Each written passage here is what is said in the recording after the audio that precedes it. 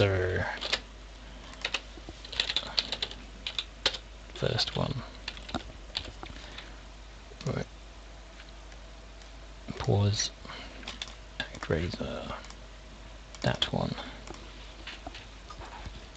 No code notes. Right. Complete fresh start. ActRaiser. Or ActRaiser. To be fair, I don't have a clue how you're supposed to say it, but ActRaiser.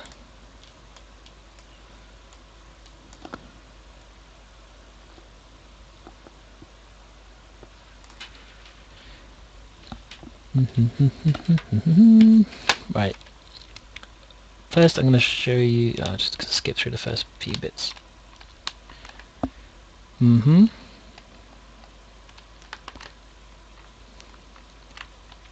Retro. Are you awake? I am indeed awake. Now, finding memory locations, for anyone out there who's watching, is very similar to finding action replay codes. I think this very first part, the only thing you can do is fight monsters. But no. Message speed, much faster, there's better. Fight monsters. Lovely, let's do it.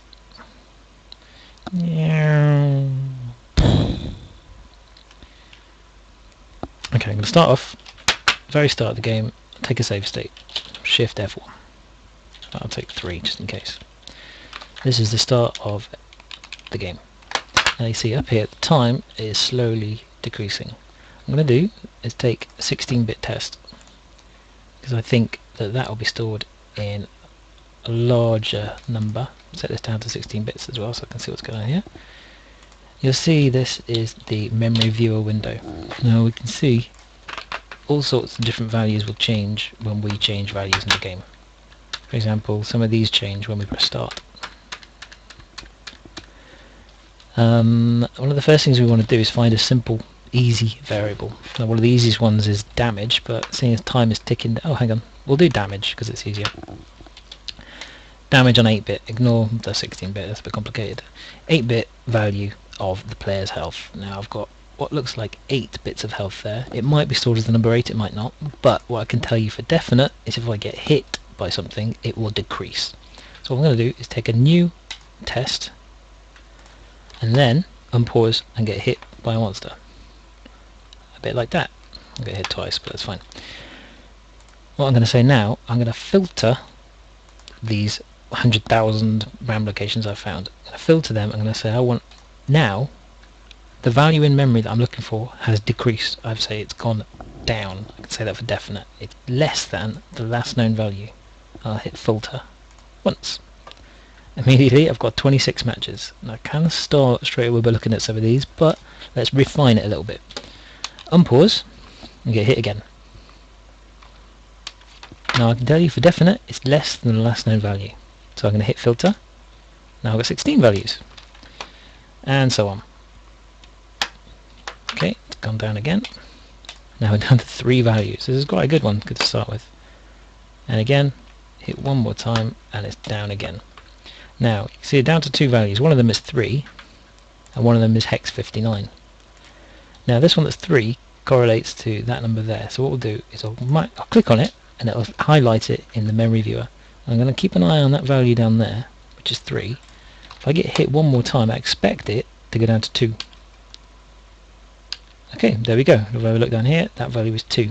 So I can be fairly certain to say that this memory location is my health.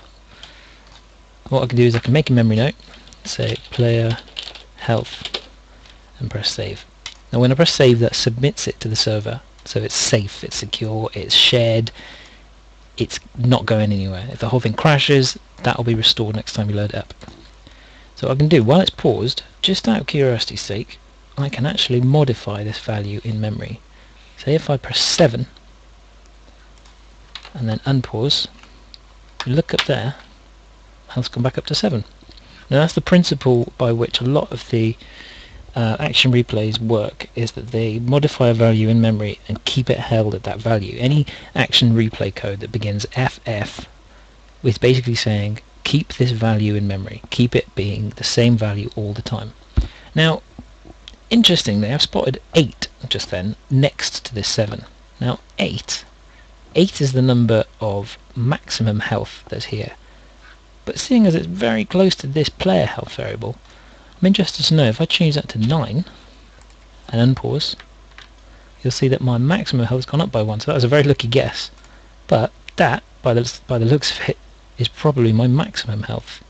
If I set that in, just for fun, if I set that to 15, which may be hex 15, which is 21, or it may be that actual literal 15, and unpause, you can see there's been a whole load more health added here. Now this is the essence of hacking games, really, messing around with values and seeing what happens to them. So if I say 7, 8, 9,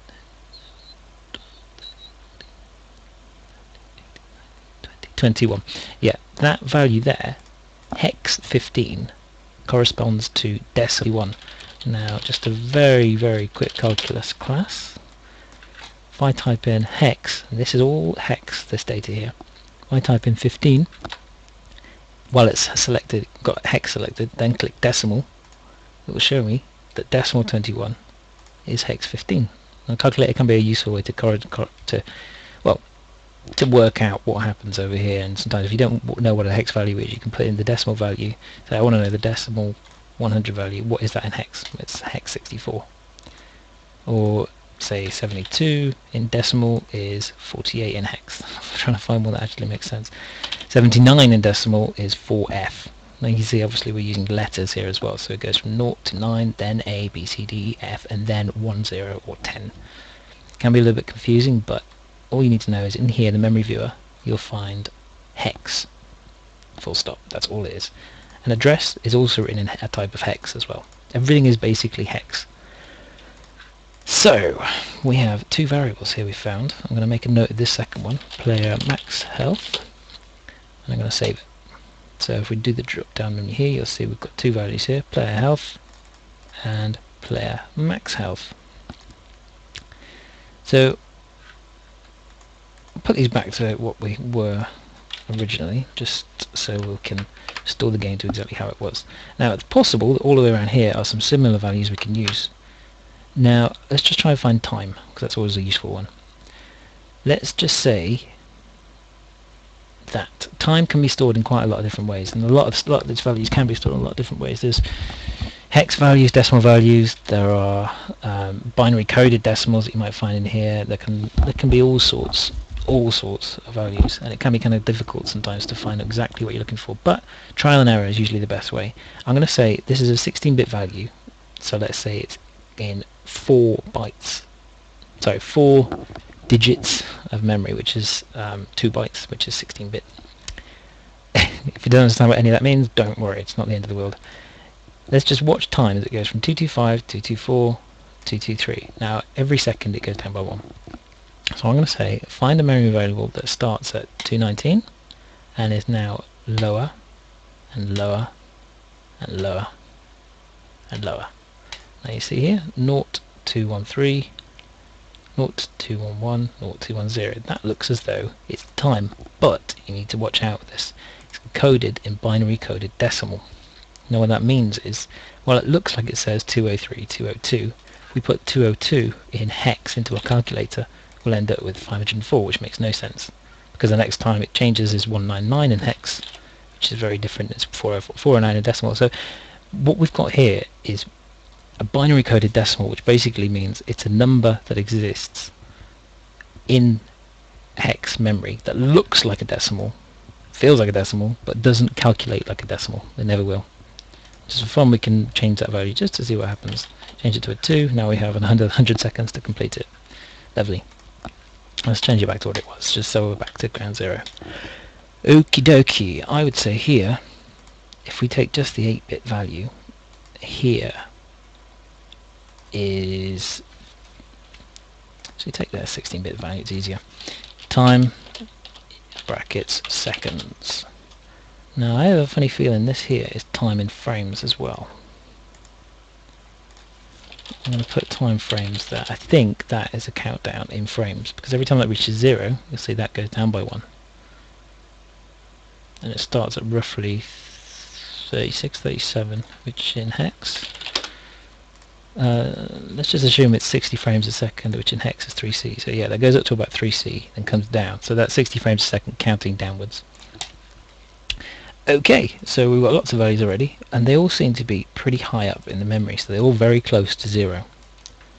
Now what we can do is we can use the arrow keys to keep going up and down, and you'll see all in here are a whole bunch of values. And when we've associated code notes with them, you'll see them turn blue. Now if they're blue, that means that we know what these values do, and they're not going to be likely to do anything else. I mean, in the days of the snares, they don't have a lot of object-oriented memory addressing, so if you've got a value at an address, it will be that value at that address, which is the beauty of what we're doing, because we don't want to be starting to scour around for dynamically placed variables. But I digress. Let's go and find a score, because score can be a good one to start an achievement with. So I want 1,000 points, and that'll give me an achievement for having 1,000 points. Similar to the time, I'm going to say, right, it's 16-bit variable, and it goes up every time I make a kill. So let's say I start a test here just by clicking new, and it'll give me 69,000 RAM locations, which is interesting. I think it's watching SRAM as well. Right, I'm going to play this awfully, just so I don't have to restart. I'm going to cheat a little bit, give myself a little bit more health. So I know it's gone from 100 to 300, so increase it, 2,909. What we can do, a bit of a trick to filter out values, is filter for values that are still the same. So what I'm going to do is unpause it. I know that lots of variables in RAM are changing. So what I'm going to do is hit equals a whole bunch of times, because I still have 300. It doesn't always change a lot. Sometimes it changes lots, and sometimes it doesn't. Let me kill him, and then say, right, it's gone up. Wow, straight away almost. And then say it's equivalent and stayed the same. Interesting. If we look at, it appears to have found that variable, which is interesting, but I think it's an overlap from that variable. So we just assume we're in 8-bit addressing. I think that might be easier. Yeah, let's assume we're in 8-bit, and that 50 is the start of the score. Let's try and increase it again and see what happens to this value over here. There you go, it's gone up to 60. That, I think, it's going to be very awkward, but I think that is the second and third digits of the score. I have a feeling that will be the third and the fourth and fifth, perhaps the sixth and seventh. They're really squashed in the variables here, but that's fine. That's, for what we need it for, that's not a problem at all. So I'm going to say this is that 8-bit address here is the score. It's the, I'm not sure how you describe that. It's the tens and hundreds. I mean, in a binary coded decimal. Now you see it's binary coded decimal because it looks like it is in the game. If it didn't look like it is in the game, but it's still the right value, it's not a binary coded decimal. Chances are, but I'll say for definite here that looks exactly like it is in the game. 60 in hex is not the value 60, it is appearing to be the value 60 in binary coded decimal. So let's just save that, and I'll tell you now for definite it's a binary coded decimal number. So this is player score. Just prefix everything similarly. I'll overwrite that. What I've done is I've changed the name, changed the prefix with the word player, so we can go up and down, find time, player. And I'll just play on a little bit further. See, it's gone up to 70 after I added another 10 there. Kill him, and him. Yep, perfect. I would say this value here, if I make a save state here, go back to the start, score is 0, and that's 0. Go back to where I was, 1,000, and that's become 1.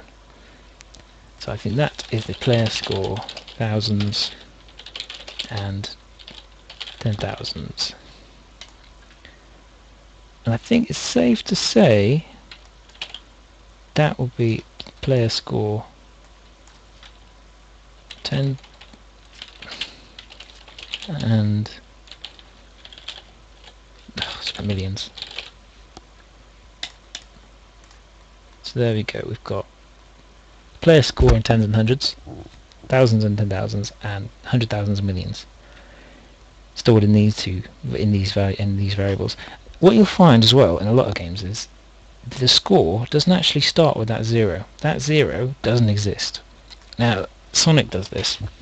You notice the highest possible score in Sonic 1 and 2 and I think 3 is 9999990. And the reason for that is you can never in Sonic have a value given to you that ends in anything but a 0.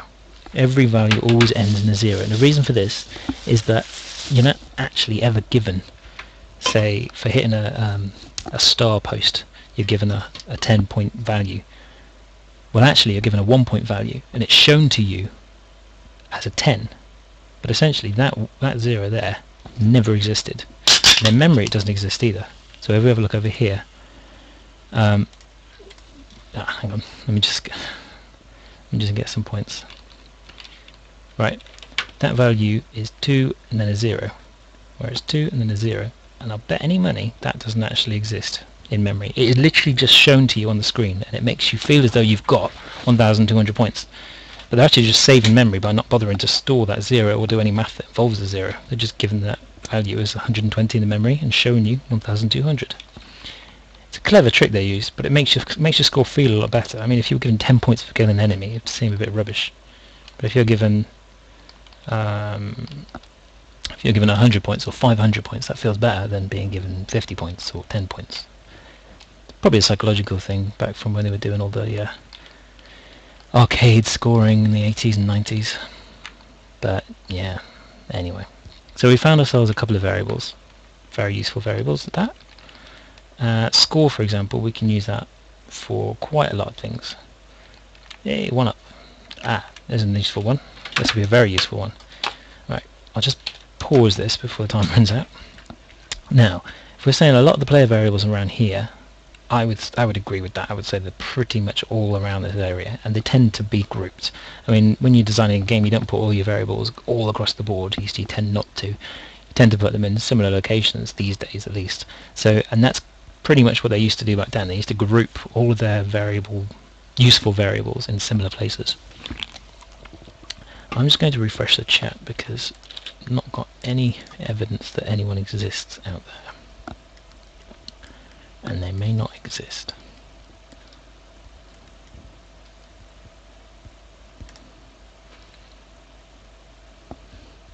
Oh bugger, I separated the chat, didn't I?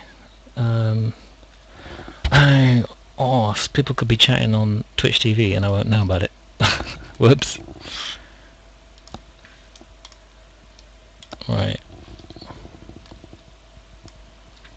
That means I've got to check both chats.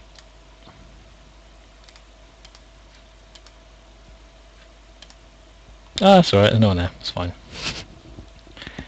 No problem.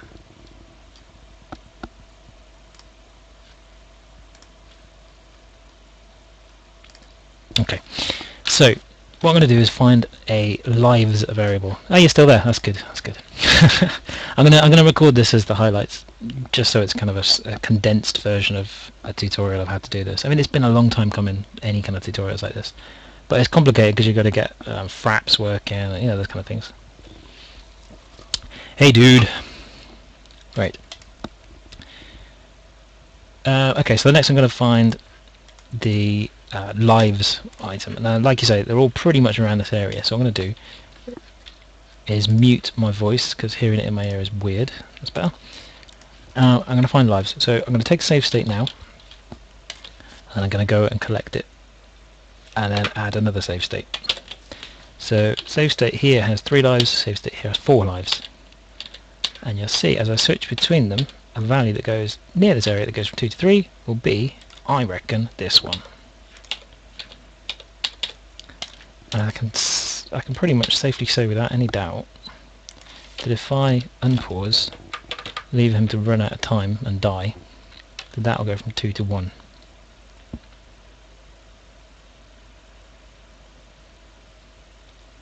Yep, there it is. It's at 1, and you see the health reset itself as well. It's always good to kind of go back over the health values that you found every now and again, just to double check that they're working alright, and this seems to be working pretty well.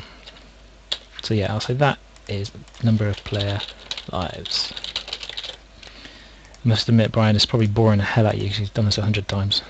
Seen the number of code notes you've got for Contra. Right. So, unpause, collect, done. So we found quite a few useful ones. I'm going to just do a little bit more cheating because I'm about to run out of time. Cheating's not bad unless you enjoy it. Anyway.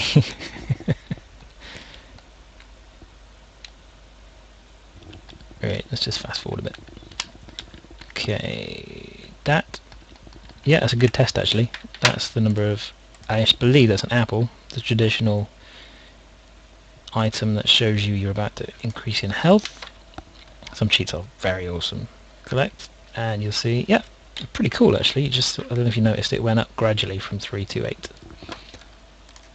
Let me just check on. Yeah, it's low resolution, but I think I might be able to increase the resolution, but my stream's pretty shitty.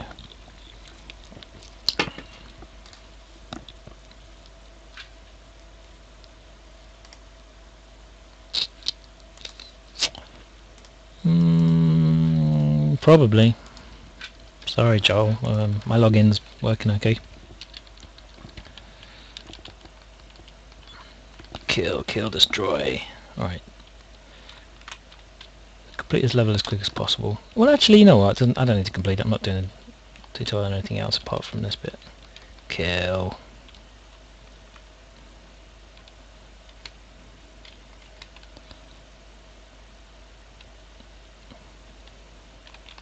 Damn. Oh, I get it.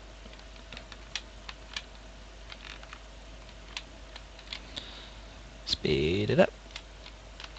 Speed it up. Speed it up. Oh, fuck it. You can indeed. Aha! Now this is a useful one. Always good to have. The number of units of enemy health. Can be useful because what we can... bastard! What we can do is take a test now. Binary code decimal should be fine with this. Okay, I've hit him. The value will have gone down. Hit him again. The value will have gone down again. And again. And this time it won't have gone down. It's the same. See, sometimes that can make it a little bit easier. And now it's gone down. Okay, so we've got two values here. Sometimes we've got two. It can be a lot of reasons. It can be that they've got one value in memory that's used for calculations and one value in memory that's used for displaying. Which is possible. It's possible sometimes because back in the days of the 16-bit era, they had to pre-process a lot of their graphics to be able to render them on the screen. You couldn't just render the number 12. You'd have to pre-process a 1, pre-process a 2, put it in RAM somewhere, prepare it for rendering. There's all sorts of crap you had to do before you got anywhere. I should probably put a warning. I'm trying not to swear, but I will. Okay, so if we have a quick look here, we'll save state here, and what I'm going to do is I'm going to go back before the enemy was here, because we've got two possible situations. It could either be that bit of memory or that bit of memory. I'm going to do load back, and you find that bit of memory is 0 and that bit of memory is 0. Let me oh, is it quite a while? I bet it is. Oh, hang on, I'm about to run out of time. If I go back to just before that fight, I'll be able to, hopefully, I bet it'll be this, right. Oh, bollocks to it. Yeah, whatever. Right, here. Okay. We are saying that the enemy's health will either be that one or that one. Oh, tell a lie. That one. Now at the moment BCC is 18, which is the maximum starting health, and over here EF is 0. Now if we go back to the start of the level, you'll see that value here changes a lot. Now that could suggest that that's not the boss's health. It suggests potentially that it could be one of these guys' health, or it could be a sub-boss's health, or it might just be the active enemy's health. I mean, I'd go with that one personally. I have to run out of time, but I'll live with that. Speed it up. See, that value stays at 3. It could be the current working enemy. It could be just enemy 0. It could be anything, but if it's not a value that stays at a value you'd expect, then it may not be the value you're looking for. I mean, at the end of the day, you'll find a lot of good values, you'll find a lot of kind of maybe good values, and you'll find some that are just completely wrong. But what you want to know is, with a certain amount of certainty, that the value you found is the thing you're looking for. So let's just say, for example, if I hit him, no, it's not him. That value of 3, so that stays at 0. 0 I think I can agree with. But that value of 3 is a bit concerning. If we just keep on going and try and work out why it's given us 3. Because what I don't want is to tell you that that's the boss's health and it's not. Yeah, this whole... Right. This is one way of testing, kind of going on a bit of a gut instinct with it really, is as soon as I walked into this boss area, you'll see a whole load of variables change here. See, right now it's 18, and right now it's 3. They're about to go into the same... Hang on. We're about to go into the same bit. That's the first time round I did it. And it's 18 and it's gone back up to 18. This is the second time round, it's 3, and it's changed to 18. I wouldn't trust that number. I think that's a working variable, especially considering it's often the B's where everything else is fairly high up. I'd concentrate on this value here, because if I jump down... Wait a sec, was I in the wrong area? Oh, wrong save probably. Oh, balls. See this one? Yeah, this was in the wrong area. But that's fine. I would personally not go with the value that does... Yeah, there we go. This is the one I want to look at. Let's jump forward. Die a few times. Keep jumping. Ah, perfect. Right. Go here. Save. As soon as I walk forward, you'll see this value here go up to 18. Whereas the original value that we were thinking of doesn't waver from 18 at all. So one might be the maximum health, one might be the current health. Either way, I'd trust the one that starts at 0, stays at 0, and then when we reach the boss goes up to 18. That, I would say, is probably boss health. So I'm going to put boss health, and I'm going to put a question mark at the end, because, you know, we haven't guaranteed that that's every boss's health, or if it's just player 1, stage 1's boss health, or it could be anything else. It could be a lot of things. But just until we're 100% certain that we know what's going on, let's just query it. So rather than die, I'm going to set his health down to 0, 1. Did I do it? Hang on. This could be why there's 2 values. Yeah, let's set itself back up to 11, which is that value. This could be a very interesting way of looking at it. That might be the working value. Yes, it is.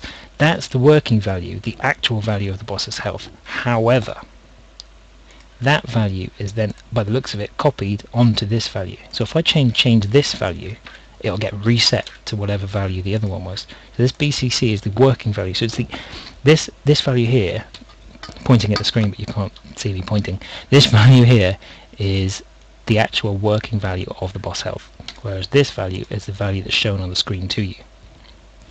Now, despite that, I would still go with this one, because this working memory can change by the looks of it. It can change constantly, rapidly. It can change to anything from anything.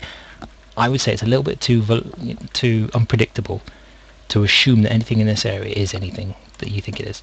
I would go with this value still. Despite the fact that I can change this value and it changes changes the actual value in game, I do think this is working. Potentially, yeah. I'd say that could be the max health.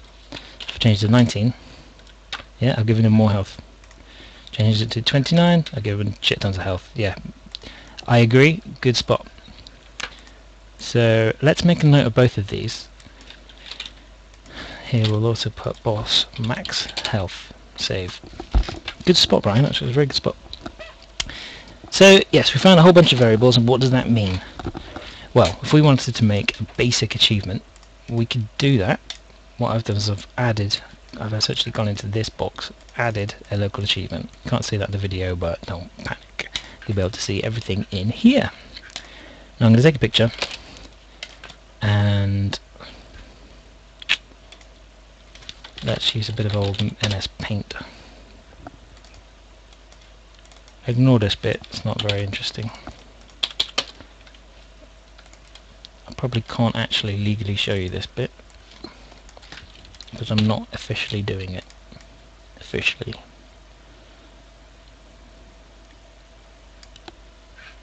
I've forgotten the name of what it is. ActRaiser. Put that in there.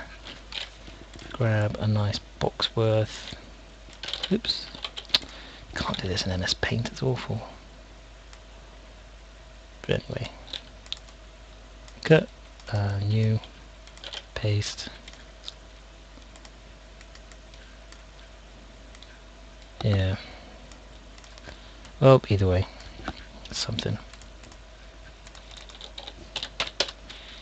So, to get rid of that, what I'm going to do is upload a badge, which is that, which I just took a picture of.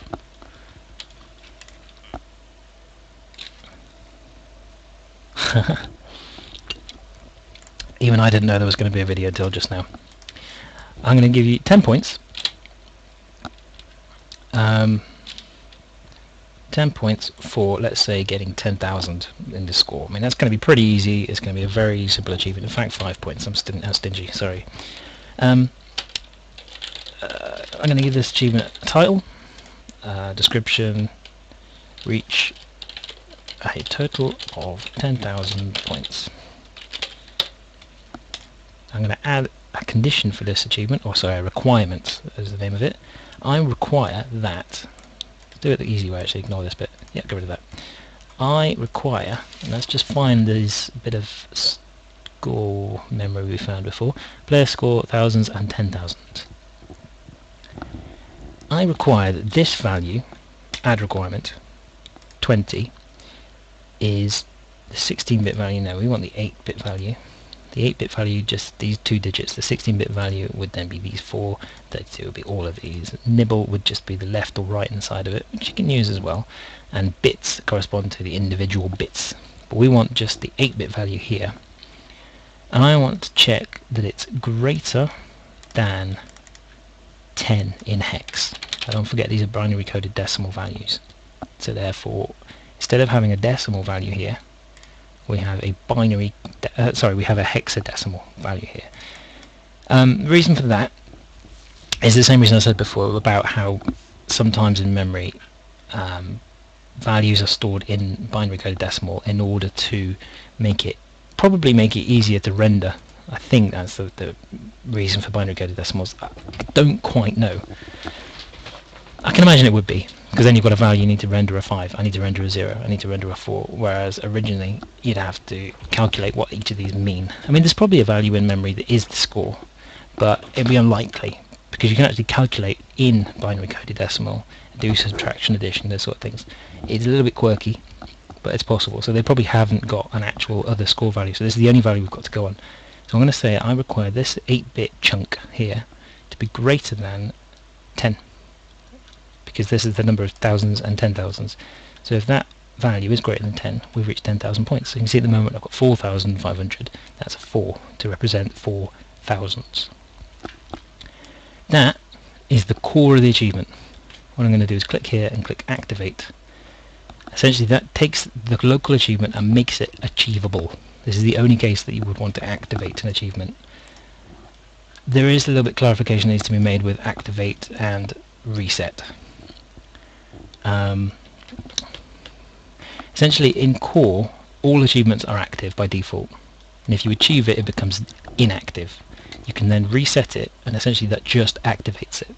By default, all achievements are active until they're achieved. So say for example I said that this should be less than 10, it would immediately trigger it, and it will give me the achievement, and it will say, right, achievement's no longer active. Because otherwise it would keep on giving you the achievement over and over and over, and it'd be pretty dull. So what I'm going to do is, while it's inactive, fix it and say, yes, I want it to be greater than 10, because at the moment it's 4. Activate this again, so it's active, and I will continue to play until I've reached a situation that gives me this achievement. Now I have a feeling I'm about to die, so let me save there. Ha! Didn't. And that hopefully will give me lots and lots and lots of points. It didn't. It's not going to give. Well, that's a bit rubbish. Oh wait, there we go. It's not going to give me enough points, I don't think. No. Oh, there we go. Because of all my extra lives, it gave me another bunch of points. And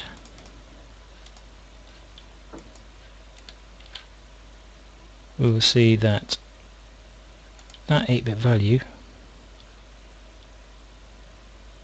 here. Oh, hang on, I've made a bit of a mistake there. I've said we want to reach 10,000, where actually we want to reach 10,000 or greater. Because at the moment we've reached exactly 10,000. What we want to do is have 10,000 or greater, and that will have given us the achievement. So it's always good to test your achievements.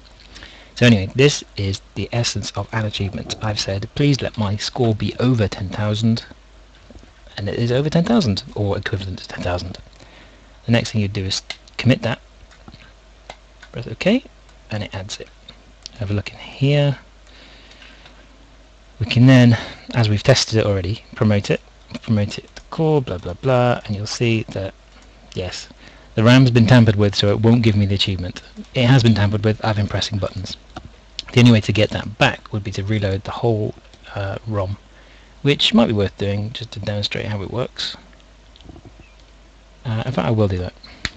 So I've reloaded the ROM, it will reload all the achievements. Now if I jump back to my save state here, and hit him with my sword, blah blah blah, eventually this runs down. If I press escape, you'll see there's one achievement to get, worth 10,000 points. If I speed this up, adds onto my score, and you'll see that is an achievement.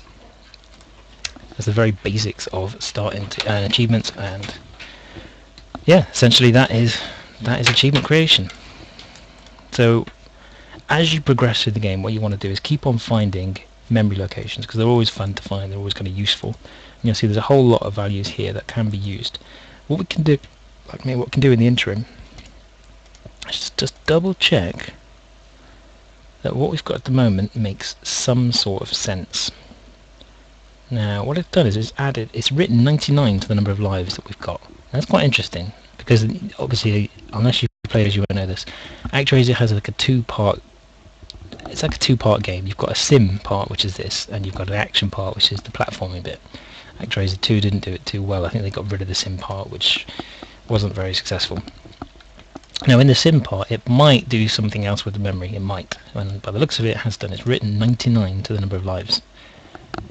Which, okay, we can ignore that for a minute. We've got to remember that if we try and have an achievement for having a number of lives, that it will be written 99 when we get to the sim part. So hopefully that won't muck up anyone's achievements. Just have to keep an eye on it. Player health is still 8. We still have the player health up here, still 8. But now we are an angel rather than the whatever that other thing was. Player score is still 10170,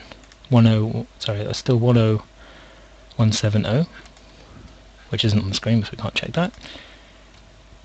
Here we've got a 60, that could mean something, 70 could mean something. essentially we need to change some values to see what they do.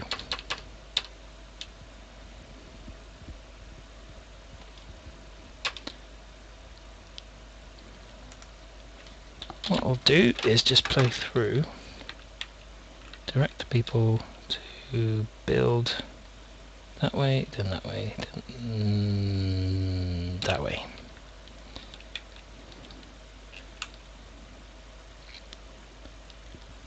Now, I believe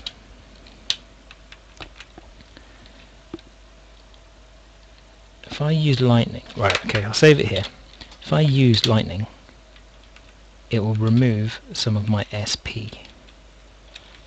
Now, let me just do a frame advance. I'll kind of pause it with it still being on the screen. At the moment, SP is 12. So what I'm going to do is test for SP. I mean, this is exactly the same as before, so I'm going to probably bore you with this, but I'm going to look for a value that is an 8-bit value that, once I unpause the simulation, if I kill him, it goes up. And right now, it stays the same. Stays the same, still 13, still 13. I'm going to kill another of these bats. It's gone up to 17, stays the same. And I don't see any in here that look like 17, but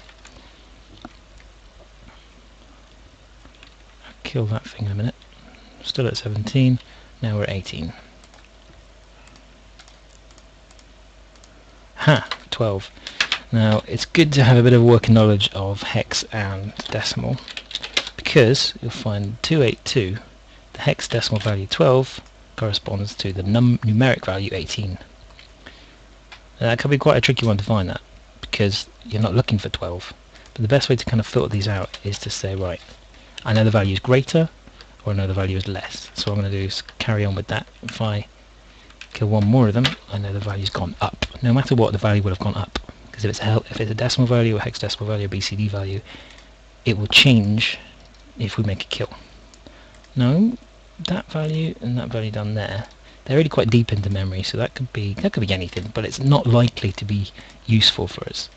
That could be the physical address of the RAM of the video RAM, or it could be a number of things, but they're available for us to use if they are useful. I would say they're probably not, because I'm not near where all our other variables are. I would say it would never be useful, but I wouldn't recommend it. So we see I've just killed one there and it's 14. Kill another one and it's still 14. I would say that in the sim mode is the SP value. Save, done. And once again, I believe it looks like it's a 16-bit value. Yeah, I reckon that's the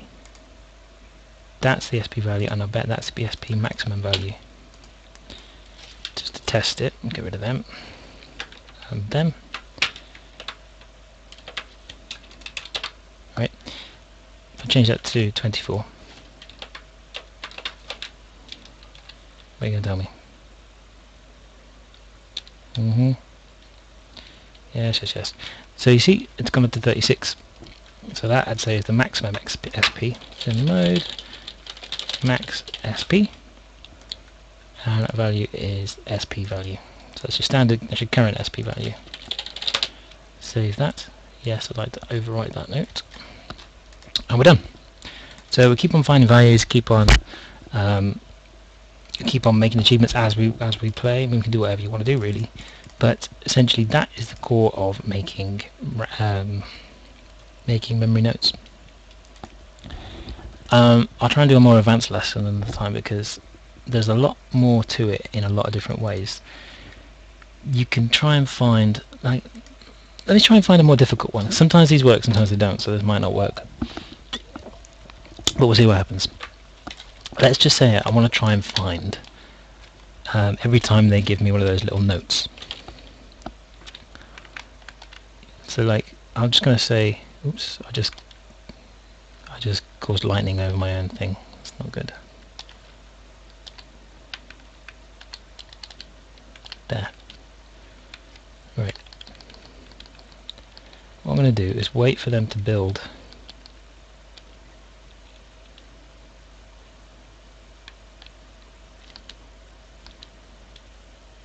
Hurry up. Okay, I'm going to say currently we're in sim mode.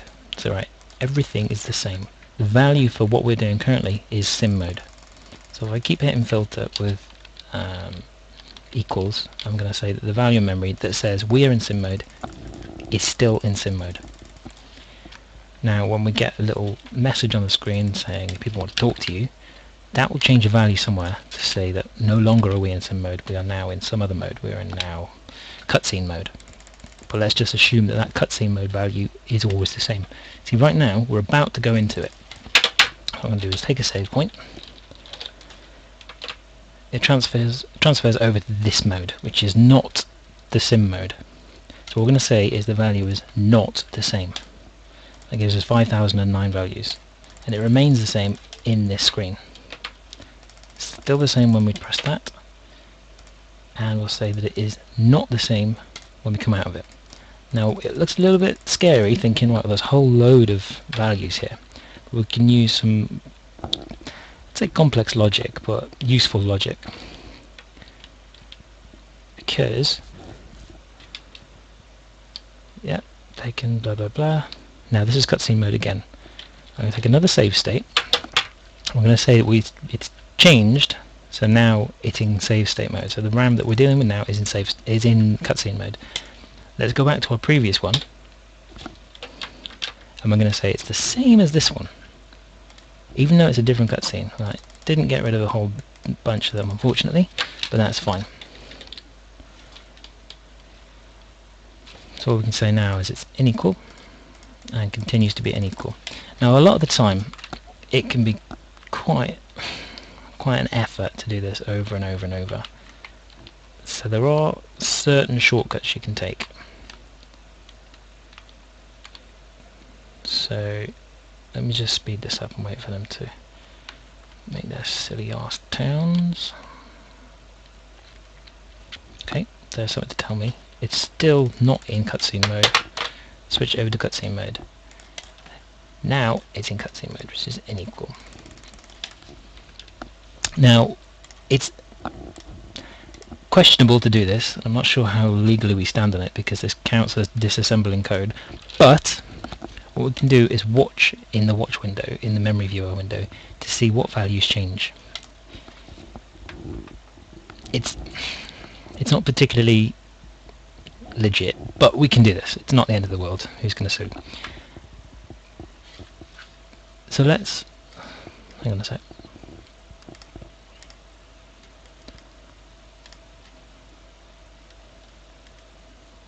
Yeah, the chat keeps freezing.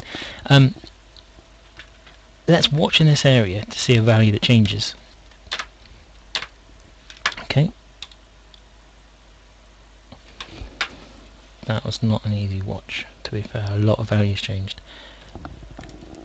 It's unequal because we're now not in cutscene mode, but let's jump back to it. We'll just watch a whole row of them.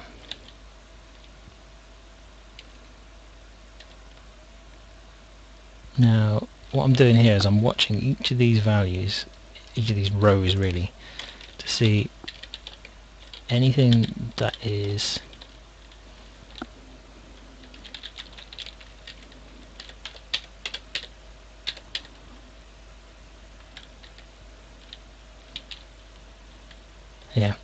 that value I wouldn't trust because it keeps jumping. While it is the same, while it's the only one that changes between these two screens, that one also changes and it keeps jumping as well. So yeah, I don't think it's in the first 80. So what we can do is we can jump down to the next page, or we can page down to the next page. If we assume that it's in this region, which I will assume it's in the first 250 odd addresses,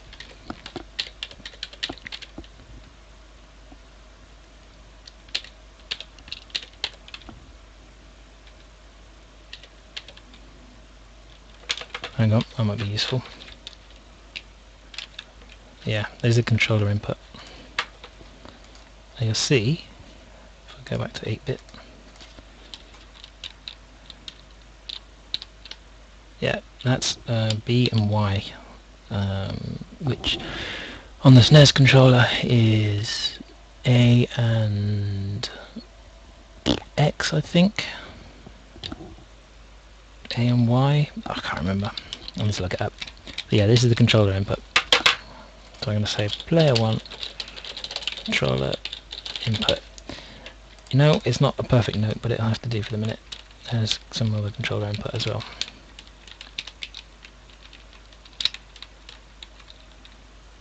There we go. Yeah, no use to me. Okay, so let's go back. We still got this in memory.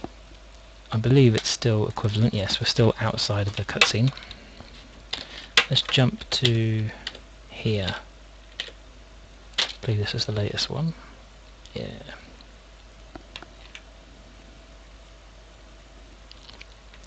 That's a good point, actually. It might be worth having a look at that now. Okay, what I'm going to do is pause it, since it lets me. Oh, bugger off. Pause, right. Yeah, it's a good point, actually. Good point. Okay, so here, I'm trying to look for something else. I don't want to veer off the track too much. But here you'll find that on the controller, if I press up, or right, or down, or left, this value here keeps changing.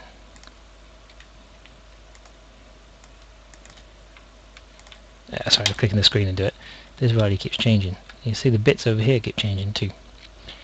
What they've done is if I press right, or left, or down, just down, or up, they're stored in these individual bytes.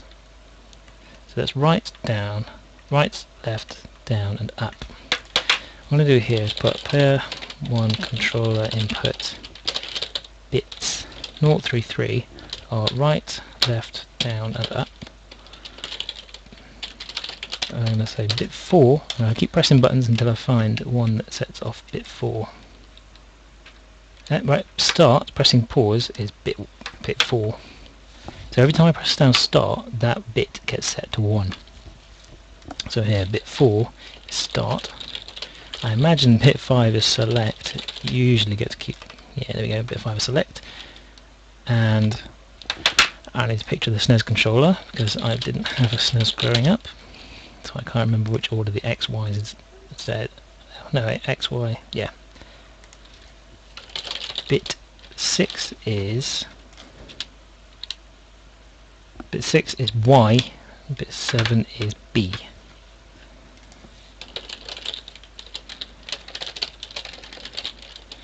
Now that was quite a useful example to show you how doing stuff in the game affects memory, because memory, essentially it's copied into memory everything that goes on in here, and when there are more than one of these set like that, that's me pressing down and right. So you can see a bit 0 is right and bit 3 is down.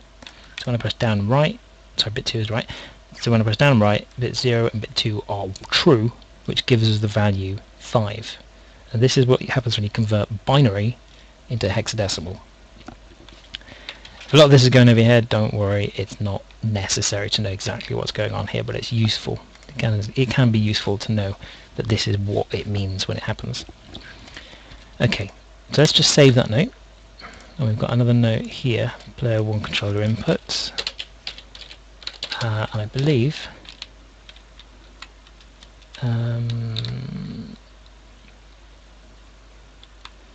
yeah, I've only got the top end of this. Bit 4 is R, bit 5 is L, bit 6 is X, and bit 7 is A. There we go. So I'm going to save that note, overwrite the rubbish one I wrote before, and you can see every time we press anything on the controller, it will be shown to us in these two memory locations for us to inspect and potentially make achievements with. So you can see if I press left, it's bit 5, press right, bit 4, press them both together, bit 5 and 4, which gives us the value 3.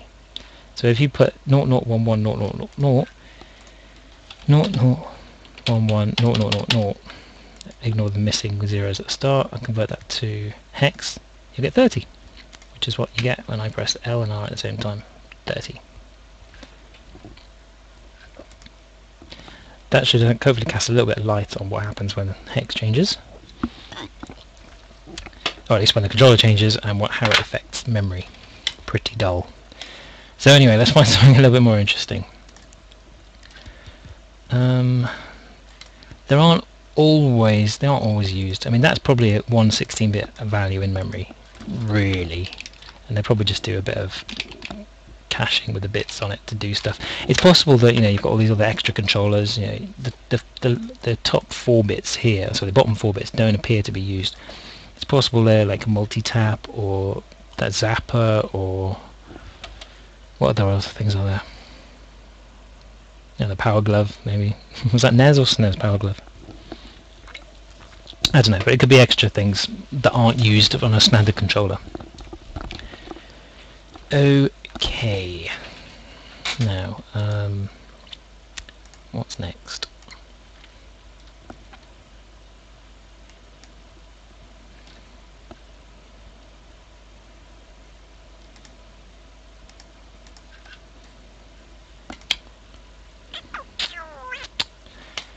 What can I show?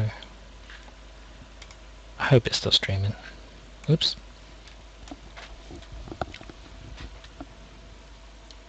Oh yes, that's right. I was trying to find a state that is set when that overlay is shown, when that interactive cutscene gibberish is on. So I'm saying, right, currently it's not on, so I'm going to keep hitting filter, move the screen around, mess around with the RAM. It's not making any difference, but that's fine. They're still making shizzle in the town. At this point we could then perhaps go off and find this value up here, which is 58 of 34. We can find the 58 somewhere, we can find the 34. It depends if we want them from an achievement or not. If we want something that says our town's huge, something that says, you've got to get a certain size of town. I mean, it all depends on what you'd like for your achievements. A lot of people say inevitably it's pointless getting things that are irrelevant to your achievement, like the pad, like the controller stuff just then. But it can be useful. I mean, it all depends on how the game's written to how these values are stored in memory, and whether they're stored in memory at all, really. And it's possible that you might have to do some messing around. It really does, yeah, exactly. It does depend on the situation. It depends on how the game's written. It's possible that you might not be able to find anything at all, but to be fair, for a value to exist at all on the SNES, what, are they dying or what? For a value to exist at all on the screen, it has to have been calculated and put in RAM. So if it's in RAM, we can get to it. There's very few things. I can't even think of a single thing that isn't in RAM, because RAM essentially tells the SNES exactly what it's going to do, tells the Mega Drive, tells the Game Boy exactly what to do. So if it's not in RAM, it won't do it. And we're monitoring RAM, so this should cover every single thing that happens in the game. And using filtering and using inspection, we should be able to find literally everything that happens in the game. These people have got RAM maps out there that cover pretty much everything you can do in, I believe it's Legend of Zelda Link's Awakening. There's so much you can do with just RAM. Well, that's clever. I'm not allowed to help my people. Bug. There we go. There we go. Rain.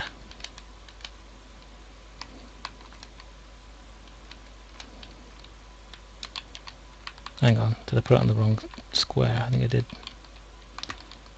I need 20 sp to be able to do that. I can't give them any sp. Oh, this fire stopped anyway. Only a few people died, that's alright.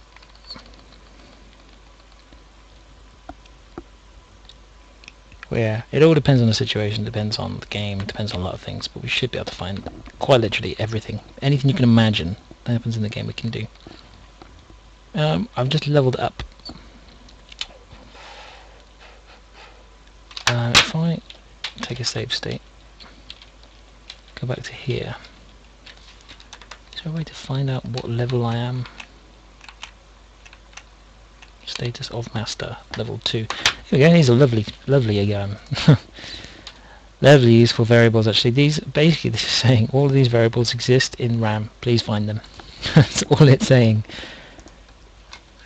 Bet any money I can do that. I know that's level 2, I know that's level 1. What we can do sometimes, and we will do this just now, just for the sake of argument, sometimes if we know specifically what we're looking for, let's just say, it might not be, but let's just say that the value we're looking for is 2, because we're at level 2. So I can say, give me all the 8-bit values where it's level 2. And they'll give me quite a few, and that's fine. Let me go back to here. I'm going to say it's still 2, no matter what I do. If I load up the menu, it'll still be 2. If I start using this tool, it'll be 2. Now if I go back to an old save, right now it should be 1. And it'll keep on being 1. Now that could be my level. Yeah, blah blah blah blah blah. I keep saying it's still 1. It's possible that's my level. Possible. The only real way to know for sure is by changing it again and then seeing if that value changes. I mean, there's another way of checking, which is a bit of a dirty way. Just changing the value there and then saying, okay, well, what does that make it do? Okay, if I go to my status, no, it didn't. So that probably isn't my level. If I go to here, there's another value here. If I change that to a 2, now I'm level 2. I would say that's probably your level. Change to 8. It still says 2 on this screen, but this screen isn't being updated. If I go back to here, change it to that, and we see we're at level 8. If I want to be level 99, I can do that. Back again to here, and I'm level now 53. Doesn't it sound like what we wanted? Well, let's have a look. 99 in hex is 153. So I'm actually level 153, but it's only displaying the 53 part.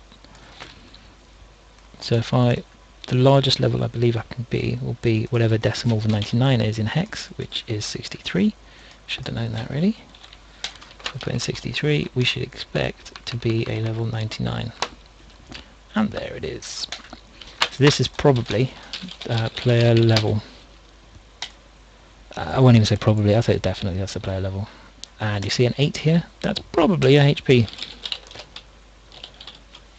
Now, this is quite an interesting one because if we go back to this mode, that will see a 1, but that will see zeros. Now why is that zeros here, and in here it's still 0 until I go to this screen and it's set to 8. It's possible that this row of numbers is only generated once you've gone on this screen. This is why achievement hunting can be, or memory hunting can be a little bit spotty. Sometimes it works, sometimes it doesn't. It's a little bit of trial and error usually to try and figure out exactly what the right bit of memory is, what the right bit of memory does, that kind of thing. I mean, that's where our current SP value for the sim mode is. That's where the player level is. At least we think that's where the player level is. The only way to really know is to change it as if you were playing the game normally and watch what happens. I mean, by going into this screen, we're doing something we wouldn't normally do, because we don't want the player to only get an achievement if they've gone into this screen. We want them to get the achievement if they're in this screen. So the best way to do it is to be in this screen, do the thing that would give you the achievement, and then watch what happens. I don't think I'm going to be able to cut this down to a highlight. It's going to be quite a long video.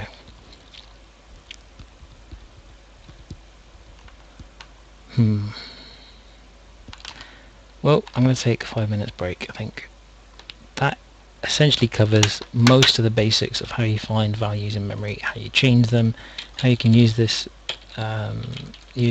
memory viewer to inspect different values. Essentially you'll find that most values are in similar areas. So you see player score, player health, max health, and number of lives.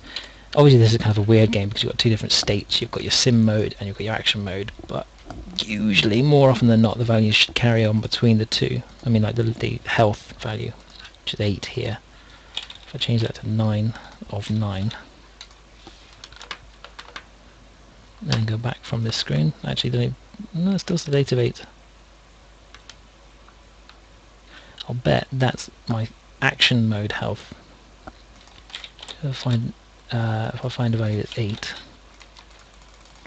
which oh, hang on, a value that's 6.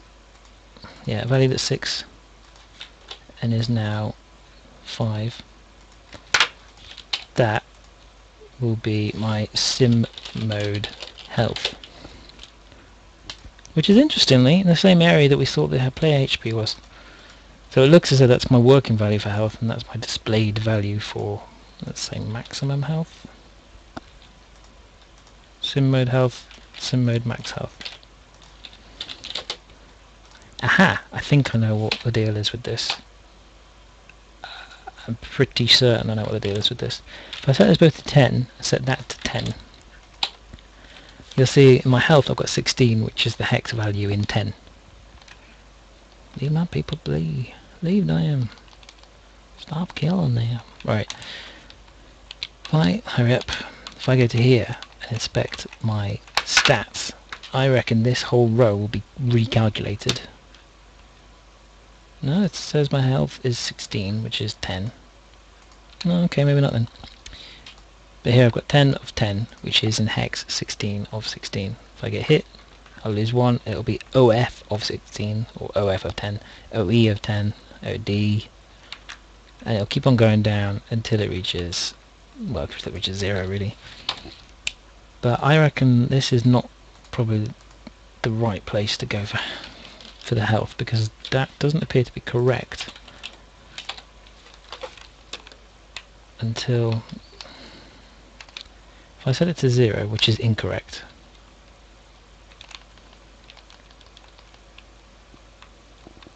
Okay. Oh, shut up, I don't care about you stupid people. Right. If I go to the status, yeah, that value here gets recalculated. So I wouldn't use this one. I wouldn't trust this one. That one, if I set it to 0 and then come back to the screen, it changes, which is bad. So essentially that's just a working value, so it may be right, it may be wrong. So I'd ignore it at all times. In fact, I'll make it clear. Probably shouldn't use that one either. Well, see, this is the thing. If I set it to 8 and then come back to the screen, it's still 8. But I do believe it's governed by the amount of experience you've got and changes with it. It's a tough call. Sometimes you do things that are right, sometimes you do things that are wrong, but it's not the end of the world if you do something that's wrong. It's just sometimes it works, sometimes it doesn't. But if you're suspicious about a value, just put do not use or something clear that says, right, there's a reason for not using this, which I've just not done, to be fair. I'll put only valid in stat stream. There we go, done. Okay, right, I'm going to take a break because I'm knackered. I'll turn this into a highlights so that I can refer to it from the front page, and then perhaps at the bottom of the front page, instead of having demo of RA Gens of one of the very first release, I might update that video. It might be worthwhile. But yes, there's the gist of it. I'll get back with more videos soon. Thank you for watching.